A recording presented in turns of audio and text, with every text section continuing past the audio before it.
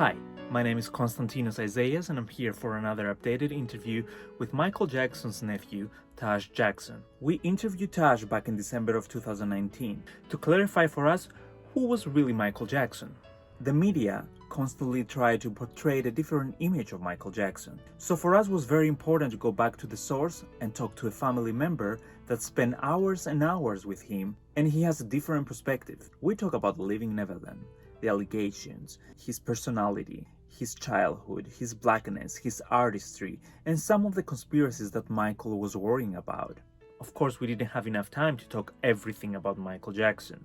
So I decided to ask Taj to give me an updated version with little more details on some subjects. I'm welcoming you to spend the next hour with me and Taj, and hopefully you will learn something new that you didn't know about Michael Jackson. I'm Taj Jackson, and I'm the eldest of Tito's sons. As the older brother, I feel a ton of responsibility to stand up for the legacy.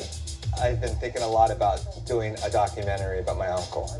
I don't like the way that the media is rewriting history. I feel like if I don't stand up for the legacy, who will? I would like to discuss a lot of things that we didn't discuss at the time, like your documentary title. When we did the interview in December, you didn't have a title, or you had? I had many titles, yeah. And I kept going back and forth between titles. And the title for me was very important. And so The Truth Runs Marathons is the title, because it comes from, lies run sprints, the truth runs marathons, which is a quote from Michael. I wanted to get right away in the title that Michael is innocent. I didn't want to beat around the bush that this is some documentary that's going to be, up in the air, or like, yes, you're going to make your own judgment, but you're going to see the facts and the truth. And that's how you're going to make your own judgment. But that's what we're going to present, is those facts and truth.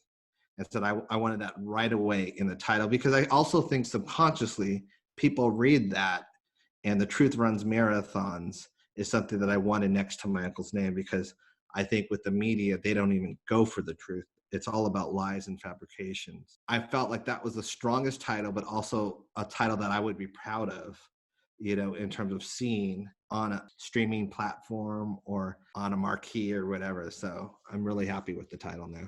First, the title is also well known. I think it was the day that he was arrested. Yes. Pop star Michael Jackson surrendered today to authorities in California, where he faces charges of child molestation. Shortly after he was fingerprinted and photographed, the singer released a statement saying, "Lies run sprints, but the truth runs marathons. The truth will win this marathon in court." But also, it's very interesting that you use the word marathon and not Greek, and it's a Greek word.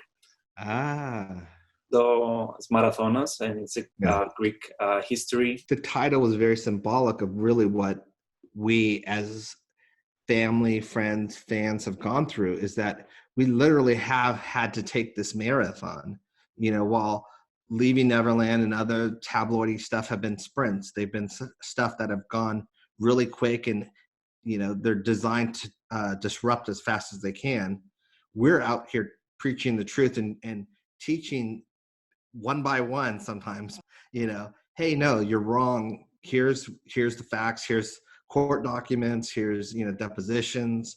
We're literally changing minds because we're presenting people with the truth and evidence. Madonna is on the cover of British Vogue, and she says, "I don't have a lynch mob mentality, so in my mind, people are innocent until proven guilty. I've had 1,000 accusations hurled at me that are not true." Of course, people sometimes lie, so I always say, what's the agenda? What do people want out of this? Are there people asking for money? Is there some kind of extortion thing happening? I would take all of those things into consideration. I don't believe these motherfuckers. I do not believe it. And if you haven't watched that documentary, then I'm begging you, don't watch it. And y'all did that documentary on Michael Jackson that was false. Y'all doing all false accusations on black men, but then y'all hanging out with Harvey Weinstein. I don't believe a word of anything in this documentary. Okay. We should have something that says we can't allow any company to tear down our heroes. Not on the Shade Room, not on social media, and especially not in documentaries. Last night I watched one called Square One. And let me tell you, the other side of it that says he was not a child molester is 100% credible. Blew my frickin' head off. If you had told me that there was an other side to this story, after I'd seen the completely convincing evidence that he was obviously a child molester, when you see the other side, it'll blow your fucking head off. You can watch the Square One documentary. I think people believe oftentimes, like, you know, post OJ, it's like, oh, if you got money, you can buy your innocence or whatever. But nah, I've read every nook and cranny of those transcripts. When the other documentaries came out, it was all about that negative stuff. It was all about it. Get in there, get it, sink into it, relish it, spread it around. But now that this other documentary showing the other side of the story, Media's mute. Yeah, totally. Cricket. I don't hear anything. I haven't heard a word about it. But I'm here to tell you, I'm stressing, check out that documentary. I don't have anything to say for or against. Just know everything there is to know. And this is another side of that same ugly story. Square One. It'll settle a lot of issues. I think the narrative started to shifting from last year to I see a lot of more people coming out and talking about Michael Jackson right now. Before it was like we are kind of shocked and we didn't want to say something, or people, they feel uncomfortable to talk about it. 100%. I think that's the thing, is that and you'll see that as time passes by, more and more people will learn the truth. And so that other people won't feel alone in terms of their thoughts. And there's more and more documentaries out there now. There's more YouTube videos out now. There's more people talking about it now. So I think all that healthy discussion has helped the narrative go along. And now you can search things on YouTube or search things on Google and find, you know, if it doesn't sit right with you and you're like, wait a minute, I don't believe these, you know, these people, they have ulterior motives and blah, blah, blah, blah, blah. Then you can go and you can find the truth out now. It's a lot easier than it was before. Who are your best friends? My children and my family, my brothers and my sisters. I don't think people will ever understand the loss of Michael as a brother for me versus a pop star. I miss him. Michael had the best heart of anybody in the entire world. A loving person, a kind person, a generous person, a caring person. Everyone's entitled to their own opinion. Don't forget the type person he was. Don't forget what he stood for. He was a person of the people, and he truly was one of the few angels that actually walked this earth. We would like to take this opportunity, when our family has come together in unity and harmony, to convey our love and unfailing support for Michael. Michael has been made a victim and cruel, obvious attempt to take advantage of his fame and success. He hasn't done anything to deserve this. He's the biggest entertainer in the world, and they don't like that. Believe me, they do not like that. It's hard for you to sit here and say the documentary isn't telling the truth when you haven't seen the documentary. Shouldn't you see the documentary, I don't Jackie? care to say no, because I know my brother. I don't have to see the documentary. I know Michael. I'm the oldest brother. I know my brother. Wade Robinson is lying through his teeth, and he know it. And anybody can say it that know Michael. Wade knows better. Wade just wants money. He knows better. He needs to stop. I don't care what his reasoning is as far as trying to be relevant, desperate for money, whatever it is, these lies need to stop. It's a lie. It's all a lie. Right. It's about money. Jack Gordon forced you to say that your brother was a pedophile. Did you think he was? No, I did not. The courts have proven that too as well. You recanted your accusation. Are you sure today that your brother never had any undue relationship with a child? Michael is not. He's not a pedophile. No, he's not. Janet Jackson told the Sunday Times that when it comes to Michael's legacy, it will continue. I love it when I see kids emulating him, when adults still listen to his music. It just lets you know the impact that my family has had on the world. We lost Michael. We lost our father. We're still mourning. We lost a lot. Just leave us alone. Leave him alone. Let him rest. Please. Let him rest. He deserves to rest. People that they say, oh, you know, you are the only one that you talk from your family side, and you don't see the other people talking. And I found it very unfair, and I found it very untruth, because maybe they are not tweeting every day, or they're not saying, but they are acting in their own way. And like, so the reality that your father and your uncles did, and I saw how they felt about your uncle. I read Latoya's book since the last time that we talked, because you mentioned Latoya's book, and I know how she felt about her brother, how she defended her brother. And also going back to 2005, and I saw how the family was united and was there every day at the court. They were wearing white, or all stayed at Neverland. Your grandfather was holding his hand in the most difficult time of Michael. Yeah, that was probably one of the hardest times for us, was during the court trial. And that's where I wanted to ask you, and give me a little more details about that. You were in the Neverland, you mentioned before. So me living at Neverland at the time, it was super hard, because here's this man, my uncle, who's innocent, but has to go through this rigorous process of proving his innocence, and everyone in the media wants him to be guilty because it's great for ratings. Former Santa Barbara County Sheriff Jim Thomas gave me a tour of the grounds, an exclusive tour, where they're already preparing for the possibility of a high-profile inmate. He'll come probably by himself in a vehicle with the detectives. He'll come around this road, around to the back, place you in jail clothing, and then they make a determination. He'd have to wear a particular uniform. What would it look like? Absolutely. He would probably wear a two-piece, which is a pair of pants and something like a sweatshirt. No armband, huh? No armband. And I can assure you there'd be no deputy sheriff carrying his umbrella. Yeah. I saw what it was doing to him. And I would, while he was in court with Tom Mesereau, my grandma and my other family were there, I'd be at Neverland watching on TV, kind of the play-by-play. And it was so biased. It was so unfair. And, channels that I thought were supposed to dictate fairness or kind of dictate both sides, they were leaning towards wanting my uncle to be guilty because it was better for ratings. Jackson will be convicted in 1 to 5 counts. Cha-ching. None of us can really know if Michael Jackson is innocent or guilty. But there is one thing we do know. He's guilty. When my uncle and Tom Mesereau would come back, it's like I had to get all that junk out of my head and I would ask Mesereau every day. I'd be like, how did it go? And he'd be so happy. He's like, oh, we destroyed them. They had no evidence, or we made this guy, this guy lied in court, or this one retracted their statement. He just destroyed them. He really did, because they had no credibility anyway. But then you wouldn't hear about it in the papers and in all that stuff. And what hurt me most about that whole trial was not only that my uncle had to go through that, it's that, we're a family.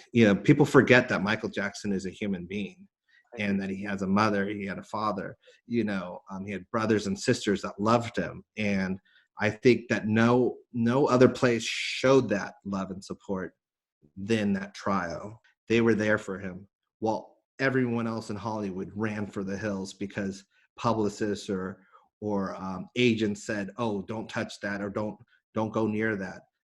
My family came running to help him and support him, I should say. And I commend my family, because that shows the upbringing, that shows that we are united, and we were united. And I'm very proud of that in that case, because my uncle didn't feel alone. He had his family. He had a very complicated relationship with his family. And when you see the documentary, you will see he felt very close to strangers who you would think didn't know him as well as his family did. It's a very interesting dynamic. You hear the press saying certain things about the family, and this way they get a chance to see what the Jackson family is all about. We help each other. We're a family of love. And when you have a family of love, you have everything. And that's the most important thing. We, as brothers, will always be brothers.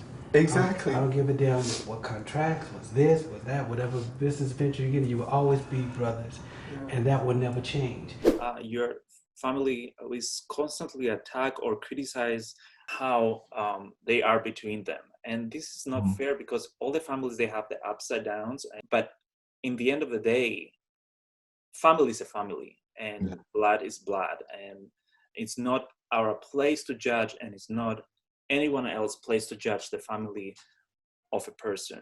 So, Well, yeah, I agree with that. And I think it's hard for people like myself, who is the family.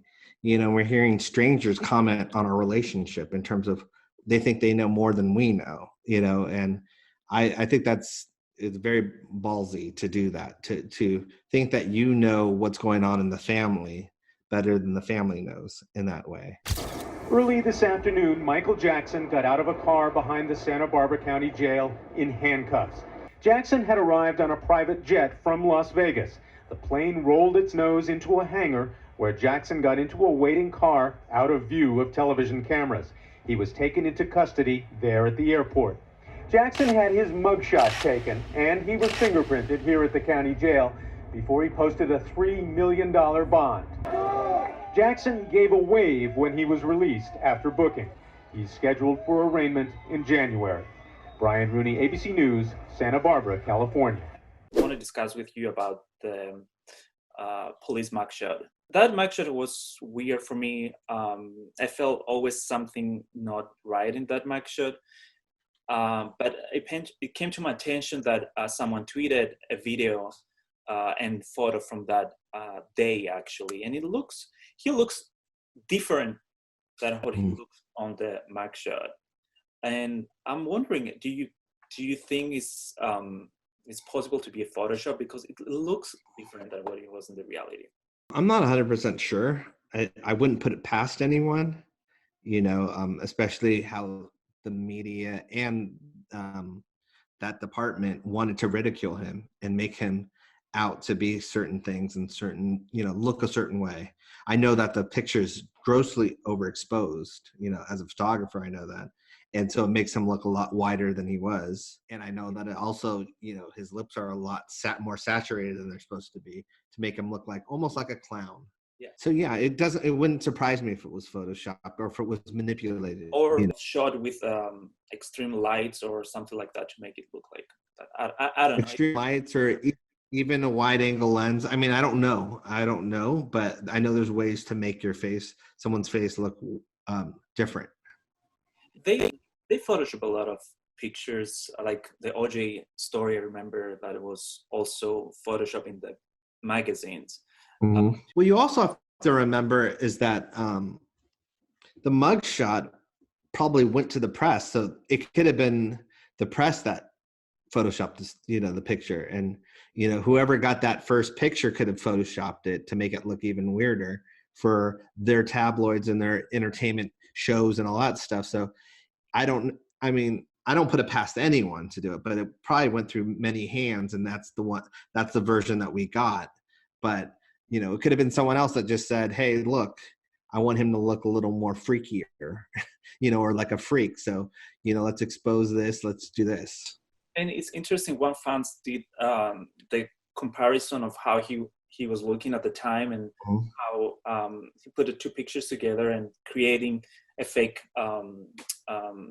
mugshot that possible was looking like that. That's why I was to brought up, because I think it's important to highlight that tabloid news, they did that a lot to Michael Jackson. And I've noticed especially with the TMZ world now as well, with a lot of these mugshots, they're designed to make the celebrity or the person look stupid or look ugly or catch them in a ridiculous expression.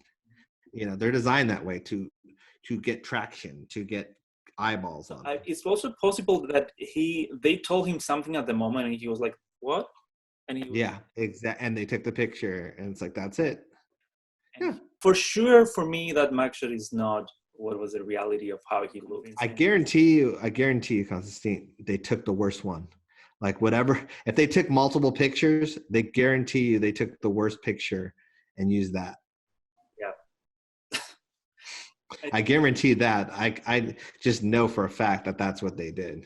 Probably what they did, exactly. Yeah, look at all the lies and rumors and stupid stuff that they did. And as I said, if there's 20 great photos and one bad photo, they're going to use that bad photo. We were talking about the tabloids earlier. You know who I think gets a bad rap? One of your friends. I think Michael Jackson gets a bad rap, too, because he's always portrayed as being this weirdo. I'm going to ask you this, and it's embarrassing for me to ask you this, but I'm going to ask anyway. Are you a virgin? How could you ask me that question? I just want to know. I want to know. I'm a gentleman. You're a gentleman. I'm a gentleman. You said you don't sleep in separate bedrooms, and I'm going to confess, okay, this is live TV, and I'm copping out right here because I didn't spend my life as a serious journalist to ask these kinds of questions. There are a lot of doubters about this marriage. I've heard that it's a Scientology plan. You were a member of the Church of Scientology, which is said to influence its members greatly, and that this is all part of a calculation to get Michael and his money into the church. It's crap. I'm sorry. It's like ridiculous. It's ridiculous. We also heard a report that maybe you were planning to adopt the children. Oh, I would love to adopt children. But Lisa's children? But I've never heard of that before, personally, of someone adopting someone's children while they're in a relationship with that person. But the reaction to this marriage has been across the spectrum, everything from astonishment to delight to suspicion, that it was somehow too convenient. Do you think he really cared? Do you think he loved her as a wife? I would hate to believe that it was only for one thing. I really don't want to go there with that. Go ahead, go there. Michael Jackson? Oh, God. Why did you marry Michael Jackson? Okay, can I just, well... What were you doing? I'm a great fan of art. I love Michelangelo. If I had a chance to talk to him or read about him, I would want to know about what inspired him to become who he is, the anatomy of his craftsmanship, not about who he went out with last night or why he decided to sit out in the sun so long. What's wrong with, I mean, that's what's important. I haven't seen a lot of those in a long time because they're very painful, just in terms of how the media treated my uncle and the disrespect. A lot, the hardest thing about it was that my uncle in his own way was always trying to open up and let people get to know him better. That's something that I see more and more when I go back now to see the videos, and I can imagine how he felt during that time. And you can see that it's the same questions that it's not your business. Like, you have an artist that has created such a magical music, and he helps so many people, and you don't even go to that route, and you don't even... They didn't even want to ask him about his artistry, which is that's what you should be asking. That's the thing that... But see, the thing with the journalists, and I'm using that word lightly, is they're trying to make their career. Those kind of journalists are trying to make their career. They're not trying to be good journalists. Because a good journalist would ask questions about what this person's known for, what their craft is, how did you write this song, what made you want to do this song. That's what people really wanted to know. But it's what we saw, was tabloid. That's tabloidy. Michael, is it the journalist's role or the press's role to be kind? There should be some boundaries, some kind of way. The star needs some space. Give him a chance to relax. He has a heart. He's human. Did you ask Michael about the charges? Absolutely not. He called, I was in touch with him through the whole process of this. What is a 36-year-old man doing sleeping with a 12-year-old boy, or a series of them? Right. Okay, when you say boys, it's not just boys, and I've never invited just boys to come in my room. Come on, that's ridiculous. And that's a ridiculous question. But since people want to hear it, the answer, I'll be happy to answer it. I have never invited anyone into my bed, ever. Children love me, I love them, they follow me, they want to be with me. There was some report that it was such agony for you that you were actually suicidal. Is that true? I was never suicidal. I love life too much to ever be suicidal. There's been another issue raised. In a song you say, "Jew me, sue me," and some people are saying that is anti-Semitic. It's not anti-Semitic because I'm not a racist person. I could never be a racist. I'm talking about myself as the victim.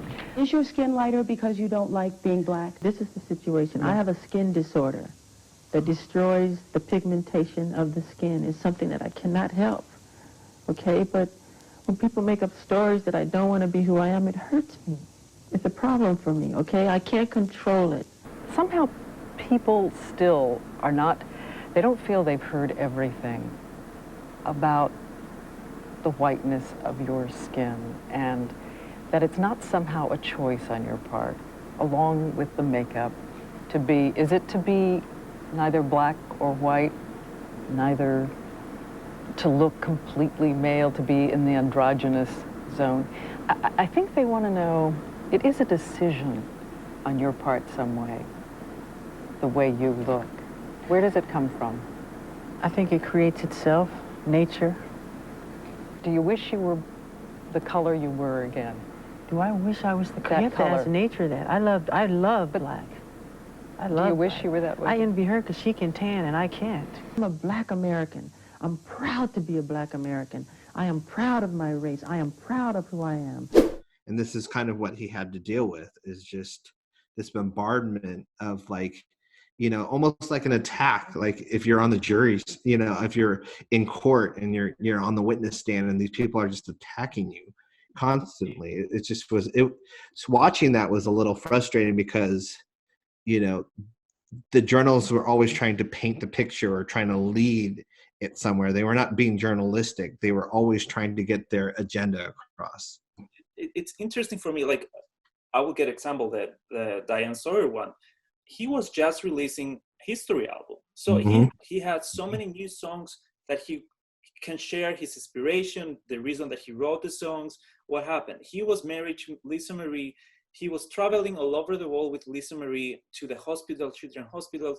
They can share so many different stories that was important. And that was a question that was brought up that was not, for me, was personally for me, I felt that it was not journalism that I appreciate. And I feel that it's missed opportunity to know an artist that you make 60 million views a day, and it's an artist that you shouldn't ask more questions about his artistry. Yeah, exactly. No, and you said it best, missed opportunities, because the reason we don't know more about his artistry is because you know, not enough journalists asked about it. Did he ever express his feelings about being cheated in these kind of interviews? He didn't like being obviously mistreated, and you know, it just, for him, that was just, he took it as like he's the biggest entertainer in the world and this is how they treat him. You know, I don't think it was something that he complained a lot about. It was just something, it was just part of his I guess reality, which is a shame. I mean, that's, you know, it's sad that it is just like he can go out, you know, in the public. It's just part, you learn to live with it. And I think it's one of those things that he tried to get journalists to ask him fair questions and good questions and stuff like that. And that's why he did so many interviews. You know, he always was hopeful that the next person would be fair and you know, honest with him and all that stuff. But they all were trying to do tabloidy gotcha kind of stuff, or get under his skin, you know, questions. And we can have the arguments, like, you know, like the journalists, they have the rights to ask whatever they want to ask. It's in their position to do that. But it's a way, actually, that you can ask that. It's a kind way. It's a, don't insult the other person. Don't throw him under the bus. And on live, especially when it's live. And I think, well, that's one of the things that we learned, you know, as 3T and stuff like that. We did not journalist class, but we did an interview class, you know, study before we went out to the world and did our interviews, because we knew that people would try and get under our skin. And I think that's an easy tactic of what they're trying to do. They're trying to rattle him and get him to react a certain way, you know, on live TV, to, you know, and the fact that he had to keep that composure, even though he you know, we were frustrated for him. He was frustrated. You could see Lisa Marie was frustrated in her thing. You could see it, you know, but that's exactly what they're trying to do. They were trying to get that headline. The disgraceful and despicable way some elements of the media has tried to destroy the legacy and image of a man that stood and broke every record in the history of the music business. We come to LA for Michael Jackson because it's a double standard. Because when you have had other entertainers that had questions in their life, you did not degrade and denigrate them before their funeral like you've done Michael Jackson. That's what Al Sharpton said in the video, that you mistreated and you're not fair when you come to Michael Jackson. And you said that in a lot of interviews, and I saw that. There's a different standard for Michael Jackson. There's a different rule book in terms of how you treat a human being when it comes to Michael Jackson. In the tabloids, it doesn't matter if it's true. If you got someone to say it's true, everybody's happy, right? And you'll now have housekeepers go to work for celebrities who keep diaries and who take pictures and who make a living out of this. In Hollywood, you will see ads. Do you know a lot about the stars? Is there something about your job or the people you know that makes you an expert on show business? If so, we'd like to talk to you. The first time I heard the story about Jackson, his hand was outside the kid's pants. They were asking 100 grand. As soon as their price went up to 500 grand, the hand went inside the pants. So come on. I heard you before saying about tabloids, and some of the tabloids, they bait people so they can say their stories. Yeah, I mean, A Current Affair and Hard Copy, and they made their living, like their start, off of kind of being a tabloid, which is what TMZ is just known for now, in terms of the hearsay, a source close to, and they can make up anything just saying that because you don't know who it is. And so they're not held accountable for it. And so these kind of things are disturbing because they're putting a price tag for people to lie. And the more money you want, the bigger the lie you can create in that way. Adrian McManus has a proven history of profiting off of Jackson by way of lying and stealing. Francine Orozco, another former employee, testified that she once visited McManus at home, and McManus showed her a room filled with watches, posters, sunglasses, t-shirts, and laundry baskets filled with Michael Jackson's clothes and other items that she stole from Neverland, for which she was fired by Jackson. It was also found that McManus stole an Elvis Presley drawing that Jackson sketched and sold it for $1,000 to tabloids. She even sold Jackson's hair and Neverland's main bedroom keys on eBay. Adrian McManus and Kasim Abdul gave a sworn declaration and signed a statement respectfully to police in 1993, claiming to have witnessed no wrongdoing, but they changed their versions after getting fired. In my uncle's case, whether it was people that cleaned his room or this or that, it's like you steal something from that, and then all of a sudden it's on auction, years from now, as this is Michael Jackson's this or that. And so, yes, there's very much trust issues, especially when there's such a high price dollar amount associated with it. It's a ridiculous amount.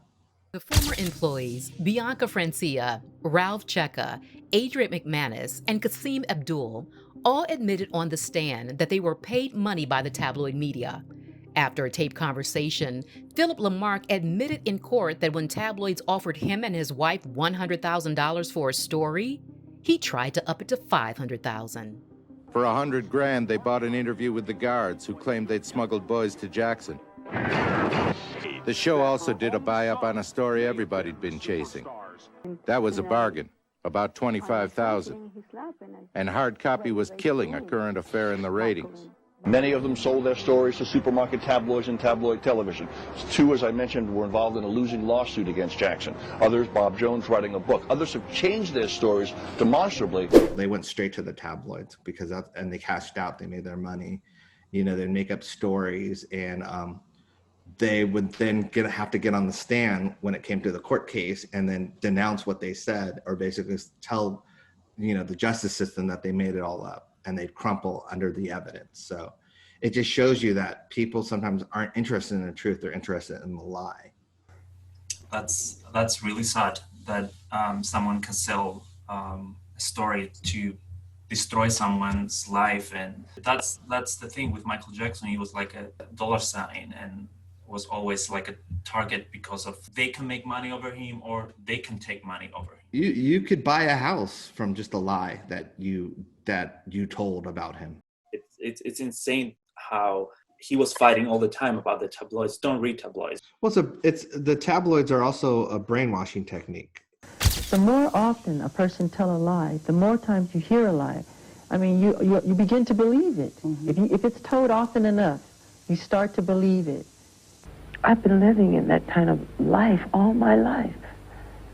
The tabloid press, that kind of press, not the press, the tabloid, the paparazzi, that type. 99.9% of it is not the truth. And don't read it, don't believe it, it's garbage, it's tabloid junk. I mean, they just simply make it up for greed and money. So please don't listen to it. It's trash.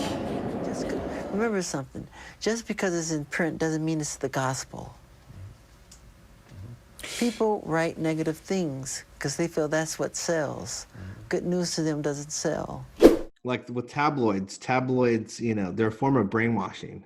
And that was the thing, is that people really don't even understand that they've been brainwashed about who they think Michael Jackson is, by 30 years of tabloids, 30 years of lies, and they don't even realize it. But, seeing images of or covers of magazines or headlines in newspapers of, is this guy weird or what? Or, he's bad, or he's back and he's bad, or all these stuff that you don't even realize, you just read it, but then you associate with it. And I think that's the thing, that's the media's trick that they've done with Michael, is they've utilized all these covers and tabloid covers to really brainwash the masses.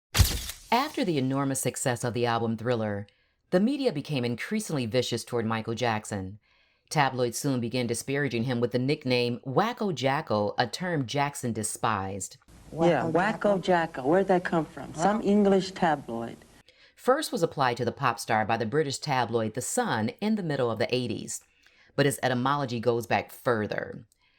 Jacko Macaco was the name of a famous monkey used in monkey baiting matches at the Westminster Pit in London in the early 1800s. Subsequently, the term Jacko or Jacko Macaco was Cockney slang to refer to monkeys in general. The term persisted into the 20th century as Jacko monkeys became popular children's toys in Great Britain in the 1950s. They remained common in British households into the 1980s. Even for those with no knowledge of the nickname's racist roots and connotations, it was obviously used to otherize, humiliate, and demean its target. You should not say he's an animal. Should not say he's Jacko. I'm not a Jacko. I'm Jackson. I have a heart and I have feelings. I feel that when you do that to me. It's not nice. Don't do it. It is significant to note that while the term was used widely by the white media, it was rarely, if ever, used by Black journalists. In 1907, in the United States, the children's book Story of the Teasing Monkey by Helen Bannerman was published in New York for the first time. It was a story of a mischievous monkey named Jacko. Helen Bannerman was a well-known author for her books Little Black Sambo and Little Black Mingo, considered by many readers to be racist beyond repair. In 1917, another book was released with the name Jacko and Jumbo Kinky Tail by the author Howard R. Garris. Furthermore, Black people used to be referred to as Jackos when whites would claim that you could only see the eyes and teeth of a Black person at night. When I first heard about the racist origin of Wacko Jacko, I was shocked. I was like, wow. They used that phrase to referring to an artist and Black icon. Exactly. For me, it's very hurtful. It's very demeaning, as it says in the clip, in that way. Watching that clip and seeing that clip, and I knew, from just other people telling me that the name Jacko had racist roots, but it really upsets me because I know this was something that really bothered my uncle. And it was something that the British tabloids and the British press did because they couldn't take away his achievements. They tried to demean him, as it said. Just seeing that it comes from that racist background and so highly used up until recently. So yeah, it is very frustrating, and it's very the word demeaning, I would say, is the closest word. And you can see from my uncle how much he was bothered by it, and so that should tell you in itself why, when people still use it, when the media still uses it, why we clamp down on them, because A, it's racist, and B, it bothered him. And he said, I'm not an animal. So I figured it out that he knew very well where it's coming from. I mean, yeah, exactly. When he said, I'm not an animal, I'm not a jacko, so he knew, I think he studied and knew where it came from. My uncle was very well versed in everything.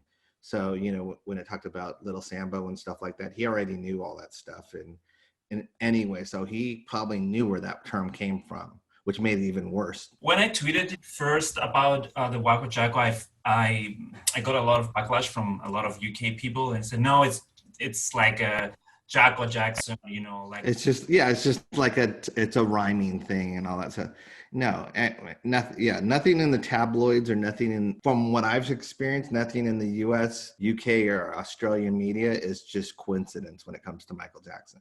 Exactly, and that's what I want to say, and that's what motivate me more to do more research on that, because I said, okay, you say it's from Jackson, that's why they use it, but look at all these books and all these references and all this history behind that Jacko reference. Like, how you can dismiss that and say, oh no, they use it because of Jackson. But also, as you see in the video, it says that was not used from black media, it was used only from white media. Exactly. And they use it only to make him look bad, not something, Jacko achieved like an award. It's like, it was not like that. It was dismissing him.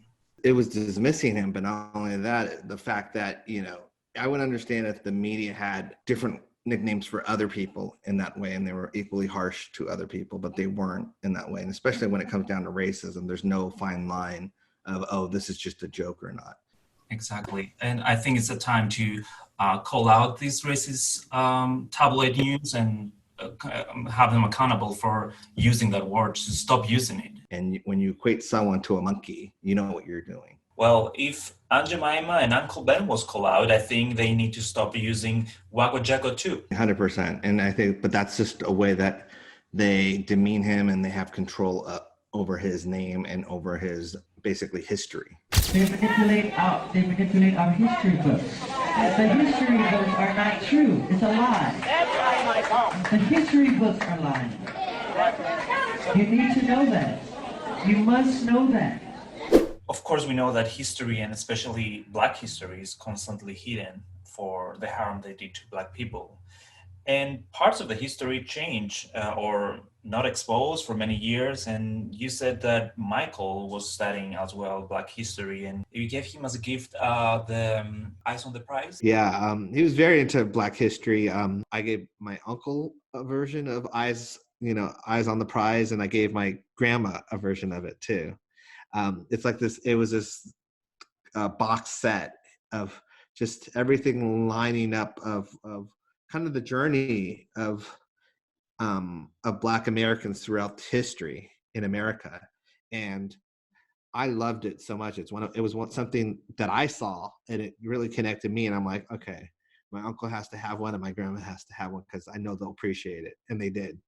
Michael Jackson, the #1 artist in the world!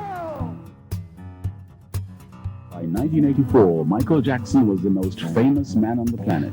We love him. We all love him. All the kids, the whole family, everybody. We all love him. We'd be working, and Michael would get calls from, Elizabeth Taylor, Fred Astaire. I mean, it was downright bizarre. It was like being with the Pope. I mean, it was so weird. Michael Jackson is the man of the 80s. I remember the excitement in '82 when Billie Jean broke. Then you followed that a few months later with Beat It.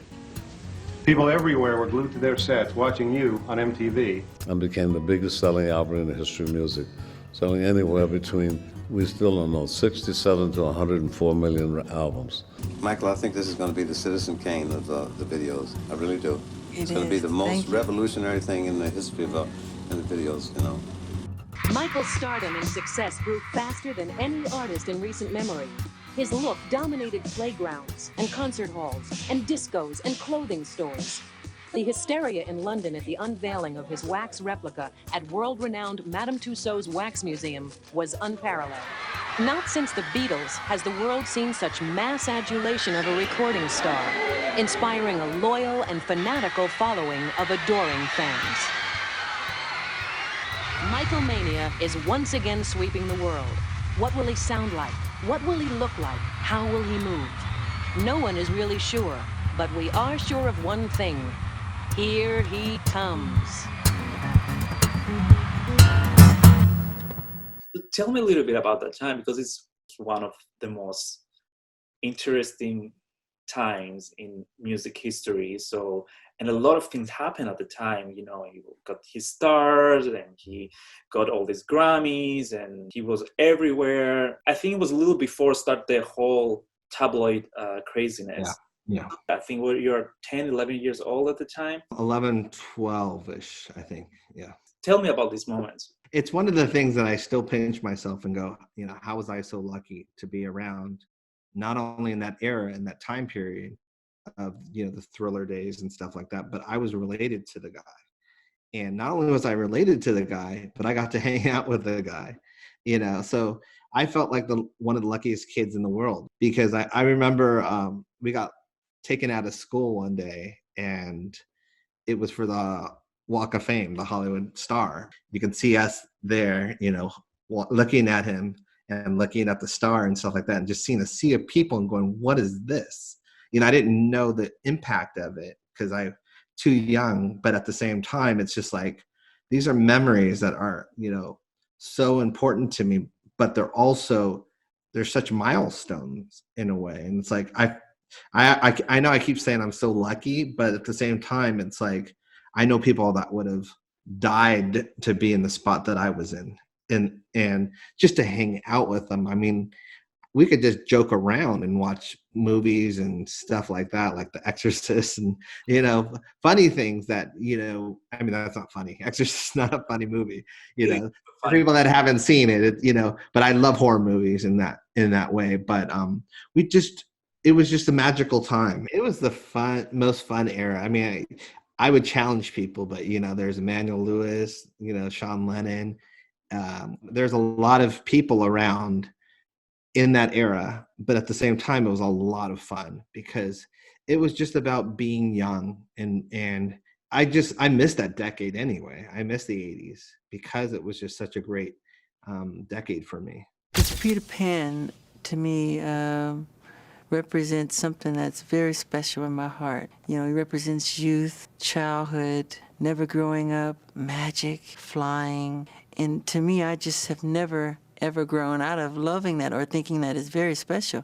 You don't want to grow up? No, I am Peter Pan. No, you're not. You're Michael Jackson. I'm Peter Pan in my heart. My uncle was such a big kid, and it really, just watching him grow up, or me grow up around him, I wanted to not grow up, if that makes sense. I wanted to be the big kid that he was. And I think I've tried that as much as I can. You know, society has a way of kind of whipping you into shape and to being, oh no, you're a guy, you're a man, you're going to do this, you're going to do that, you're going to go down this path. You know, you're not allowed to dream anymore. You're not allowed to, you know, play hide and go seek, or you got to be, you know, you can be an adult. And I think a lot of that is just so overrated, and I've maintained my youth. I refuse to grow old. You know, unfortunately, I can see myself in the mirror and know that I'm growing old, but at the same time, in my heart, I haven't grown probably since I think the death of my mom, you know, at 21 kind of was like the part where I had to grow the most because I had to be the adult, you know, the older brother. But before that, I was maintaining probably 14 or 15-year-old in my mind that whole time. You need to be child in, because that's what a lot of religious says as well. It's like find your inner child. Yeah, I think the thing with me is that because of my uncle, I never did want to grow up. So, you know, certain things, certain milestones, like I didn't have my license for a year later because I knew that driving a car meant I was getting older. And same thing with graduation. Graduation for me was one of the saddest days. Everyone else, all my friends were like cheering and throwing their caps. I'm like, oh, we're getting out of here. And I was like, we're getting out of here. This is like, this was represented my youth. My school was my youth. And now I'm going to be in, quote unquote, in the adult world.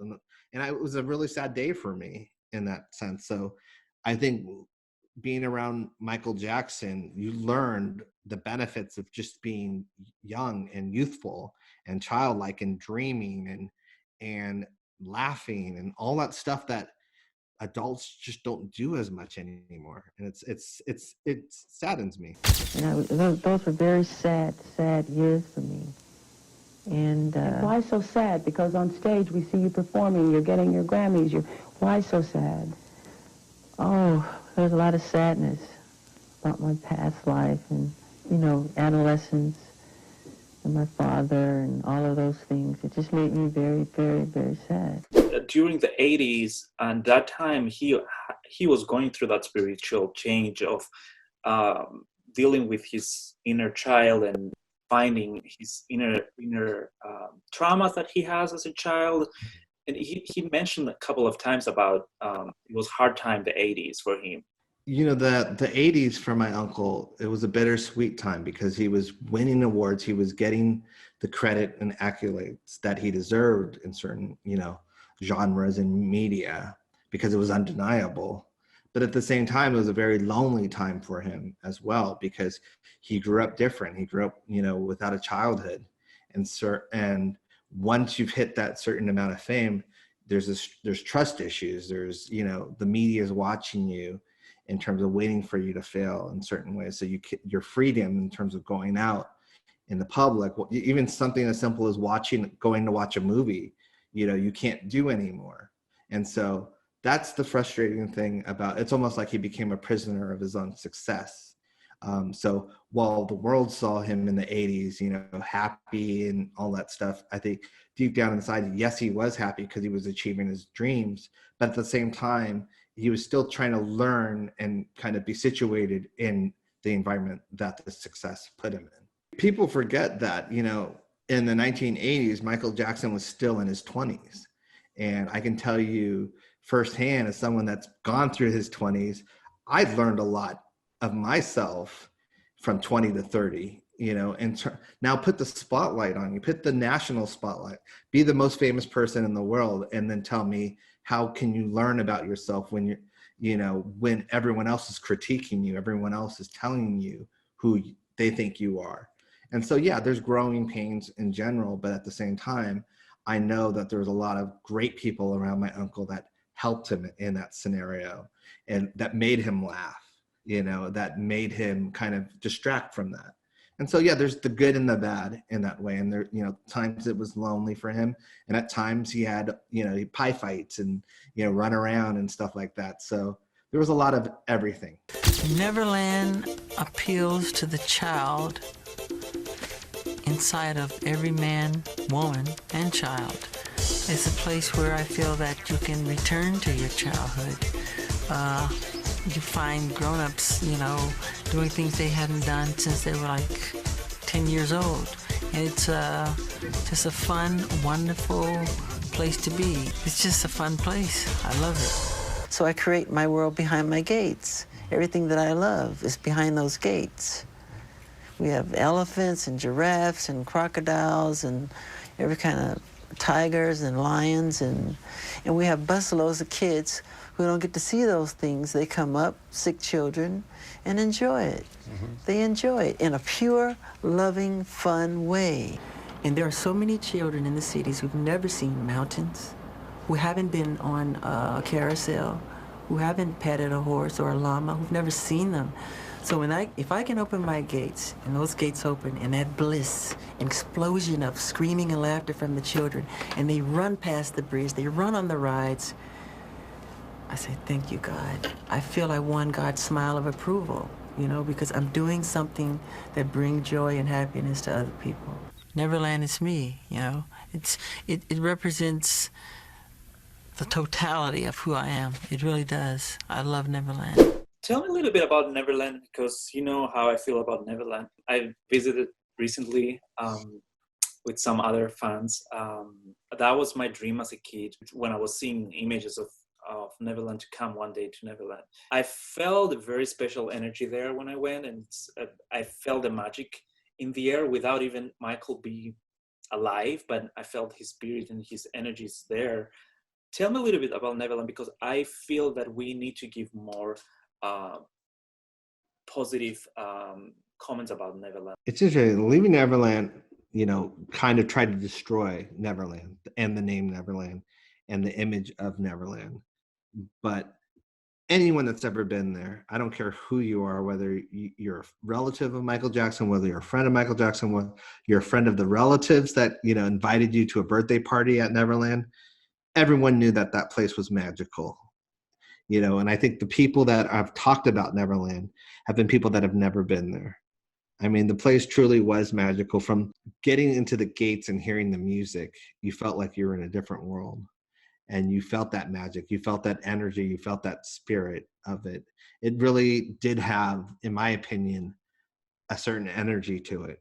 And I still think it's there, because the person that brought that energy, you know, it might have diminished over time, but it's still there. And, you know, as someone that lived there, even when my uncle left, I stayed there for about 3 months. And even when he was gone and everything was turned off, basically, you know, it still had that energy. It still had that magical, you know, thing to it. Even throughout the whole, you know, from the trial on, you know, and from what happened, it still had that magical energy to it. And so I have nothing but great memories about Neverland in terms of, I think it was, to me, it's way better than Disneyland was. I mean, everything was free. There was, you know, from yogurts to donuts to cookies to everything, you know, there's rides. It was just amazing. It was somewhere that every birthday party I had a chance to celebrate there, I celebrated there.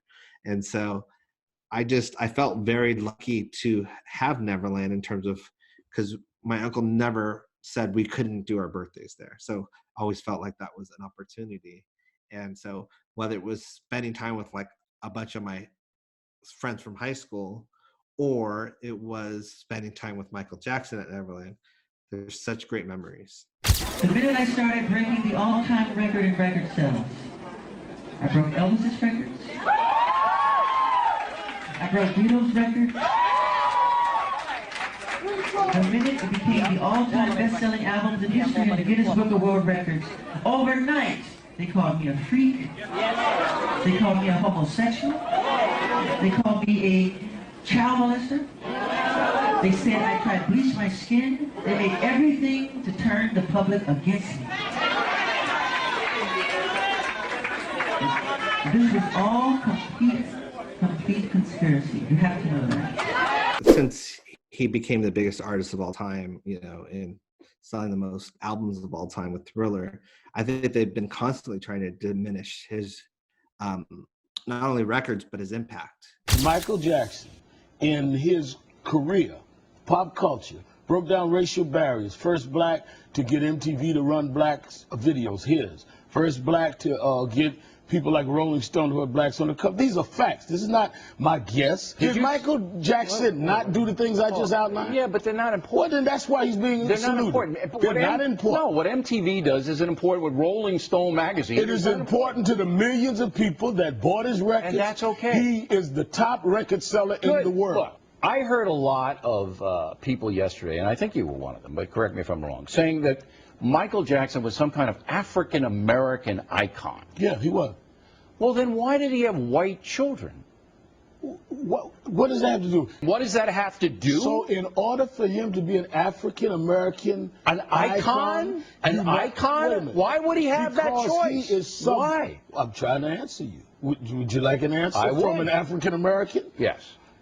Because he broke all records. He changed music. He brought why people would he have white kids then? What he did in his personal life, in his personal church, has nothing to do with his iconic status. If I said that Bill O'Reilly has a hot television show Does that mean I have the right to go to your house and say, but how come his kids chew bubble gum? No, it's out of context. You put him up as some kind of civil rights hero, and it doesn't wash. And I maintain it washes with the millions upon millions of people. Doesn't wash with the facts. The fact is, he sold more records than anyone in history.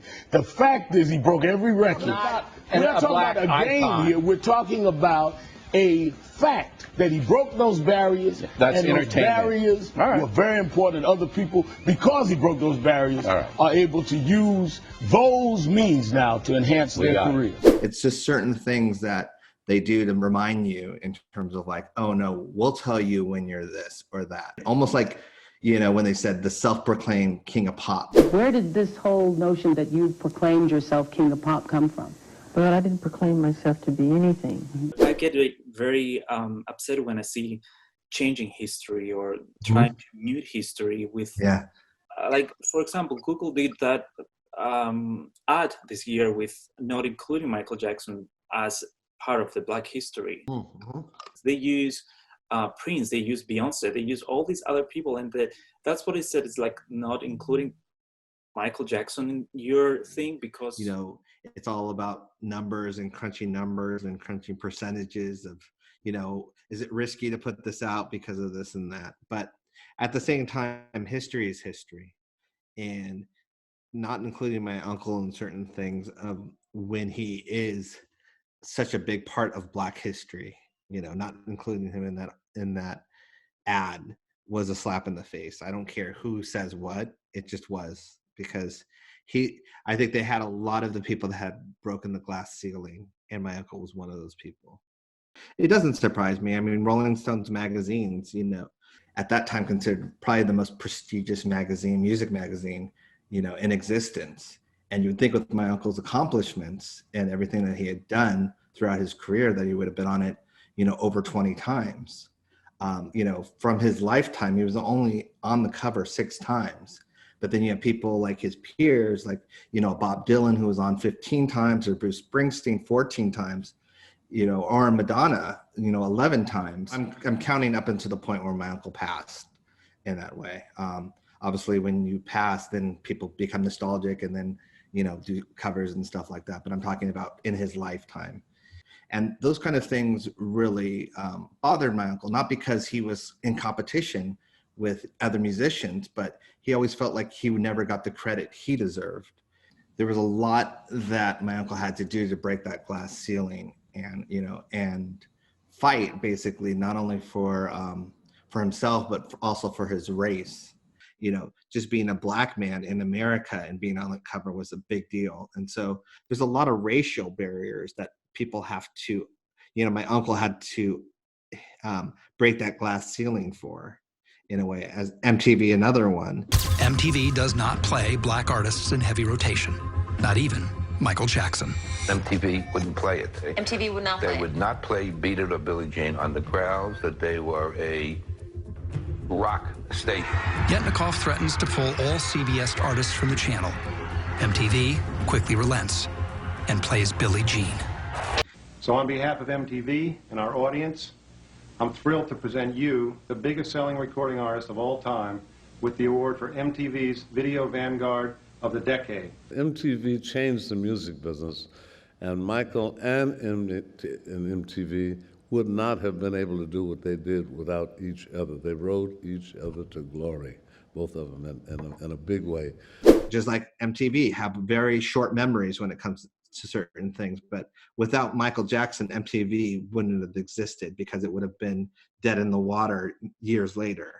And same thing, you know, with performances or award shows, you know, they begged my uncle to be in those award shows and stuff like that, because they knew that was big ratings from them, and that kept them afloat. And so I'm always thinking in terms of, okay, I've always been the type that if someone helps me, I'm super grateful, but I never forget. I'm always appreciative. But I can't see that with this world, they really do want to diminish his achievement, you know, whether it's through TV shows where they make jokes about him. This person who's clearly never been on the internet is trying to buy a fucking Michael Jackson album for her boyfriend. Which album? Off the Wall. Do you guys have it? How does it benefit society to hold Quincy's genius hostage just because the dude that sang over his shit ended up being a full-blown child molester? Allegedly. Whoa. They made it sound like he was just this guy singing over Quincy Jones's tracks, you know, and it's like diminishing him like that when, you know, his biggest songs of all time have been songs that he wrote and produced. And so it just was very frustrating to me. They don't appreciate the collaboration as well. You know, it's a collaboration. It's two people. It's a collaboration, you know, and that's the thing. It's just trying to rewrite history. And I think as long as the people that are there that appreciate him, that will never happen because, you know, history has changed throughout the years because the pen has changed throughout the years in terms of people writing about certain events. But as long as we keep talking about it and telling the truth of what this man did in terms of how he changed the world, you know, through his music and the accomplishments that he made, I think that will get passed on from generation to generation. Do you think that they try to split this important collaboration and make them like, oh, you know, this was better than the other? And I think what they do is, you know, just like the media always loves to do, they always like to pit two people together. You know, they're hoping that one of, you know, Quincy responds or something like that, and then there's a news article or they're always trying to get clicks. What was it like working with Quincy? Yeah. He's very professional, very talented, and he's a musical visionary. I adore him. He's touched by God. And when as I said before, when he was making Thriller, we bonded and became very, very, very close friends. I would love to work with Quincy again. The doors are always open. We're very friendly with each other. He's a very endearing person, and I do love him very much. I learned a lot. You once said something to me, Quincy, I don't know if you want it repeated, but it was just beautiful. You said, you don't write the music. You let the music write itself. You let it create itself. It's like we're just the source to which it comes. Everywhere I go on the planet, that Michael's music is still dominant. It never stops. It's just amazing. So it's some universal divine gift that he has, you know, and that's very rare. I miss my little brother, I really do. I think the collaboration between Quincy and my uncle for The Wiz, for Off the Wall and Thriller, but it's undeniable, and it was magic. And I know that my uncle did grow under Quincy, and I know Quincy grew under my uncle in that way. They both, you know, benefited from that collaboration. The Wiz was when we really connected. Then he was a scarecrow, and he'd pull out bits of paper, quotes with Confucius, etc., all these great philosophers. And one time he says, blah, blah, blah, blah, blah, sign Socrates. And he kept saying Socrates, Socrates, Socrates, and nobody would correct him. And after a while, I took him over to the side. I said, Michael, forgive me if you know, but it's Socrates, you know. And at that moment, our eyes met, and something happened that's never changed since then. First of all, I have to tell you that Socrates is how we say it in Greece. So it's correct, and somehow it's kind of correct because that's how we say Socrates. Mm-hmm. And it's so funny that a Greek philosopher brought these two legends together. Yeah, that was the reason. Yeah, I mean, my uncle was always studying philosophy anyway, and it makes sense that he would try and say it the correct way as opposed to the American way. But I'm happy that, you know, they collaborated. I'm happy that was the reason that they were brought together. Η Pepsi παρουσιάζει για πρώτη φορά στην Ελλάδα τον Michael Jackson στη μεγάλη συναυλία του Dangerous World Tour. 10 Οκτωβρίου στο Ολυμπιακό Στάδιο. The pressure resulting from these false allegations left me physically and emotionally exhausted. I became increasingly more dependent on the painkillers to get me through the days of my tour. It is time for me to acknowledge my need for treatment in order to regain my health. I realize that completing the tour is no longer possible, and I must cancel the remaining dates. He never went to Greece. I was researching about that. Wow. And I think was supposed to go during Dangerous. Wow. It was in the weird period of the first allegation, so that didn't happen. That didn't happen, though. That's unfortunate. It's unfortunate because he's he loved history, and I think he will appreciate a lot to be in the Greek. Oh, he would have loved just going and studying the art and studying the history, going to museums. I know for sure, and the architecture. He would have loved it. This was the end of the first part of the interview with Taj. More stories and more subjects will be at the part 2. Thank you for watching.